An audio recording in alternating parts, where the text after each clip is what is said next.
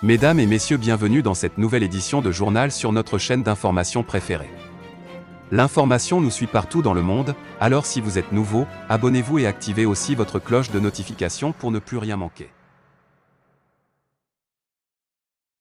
Avant de commencer, nous tenons à vous informer que les images utilisées sont à titre illustratif.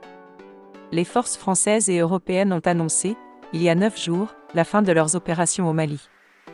Des opérations essentiellement antiterroristes menées dans le nord du pays. Plus d'une semaine après ces annonces, l'état-major de Barkhane, basé à N'Djamena au Tchad, organisait une journée portes ouvertes ce jeudi 24 février. Il s'agissait pour le numéro 1 de Barkhane de revenir sur le réajustement d'un dispositif dont l'objectif principal est de conserver une approche régionale pour combattre le terrorisme.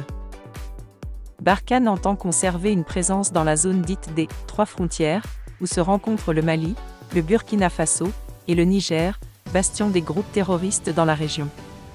Et cela passe par une coopération avec les armées régionales, notamment celle du Niger. Le centre de l'action aujourd'hui, et vous le savez bien, est plutôt sur ce qu'on appelle les « trois frontières ». Demain, cette coopération sera accrue parce que justement, à partir du 1er mars, nous aurons un petit PC de partenariat augmenté à Niamey pour justement coopérer encore mieux avec les pays de cette zone-là et la force G5 qui agit le long des frontières, explique le général Laurent Michon, commandant de l'opération Barkhane. La France mise sur le Niger et le Tchad. La France mise donc sur le Niger comme principal point d'appui de sa réarticulation de la lutte anti-djihadiste. Mais aussi sur le Tchad. À N'Djamena où se trouve l'état-major de Barkhane, pas de changement majeur prévu. La coopération entre les armées tchadiennes et françaises se poursuit.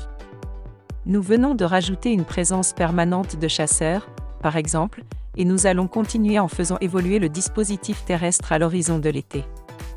Et ça, c'est avec l'armée tchadienne, en coopération avec eux, que nous allons le faire, poursuit général Laurent Michon. Il affirme que le repli des bases de Menaka, de Gossi et de Gao au Mali sont en cours de préparation. Aucun délai n'est encore annoncé. Début des mouvements logistiques de réarticulation de la force Barkhane. À la suite des annonces du président de la République, la force Barkhane a initié les premières missions logistiques relatives à sa réarticulation hors du territoire malien. Cette réarticulation est particulièrement complexe car il s'agit d'une manœuvre opérationnelle multimodale, terrestre, aérienne et maritime, qui nécessite une planification et une coordination des moyens matériels nécessaires très précises. Ainsi, les premières étapes de cette manœuvre sont en cours. Elles comprennent l'acheminement des matériels nécessaires au démontage des emprises françaises au Mali, le colisage des matériels, les démontages des bâtiments.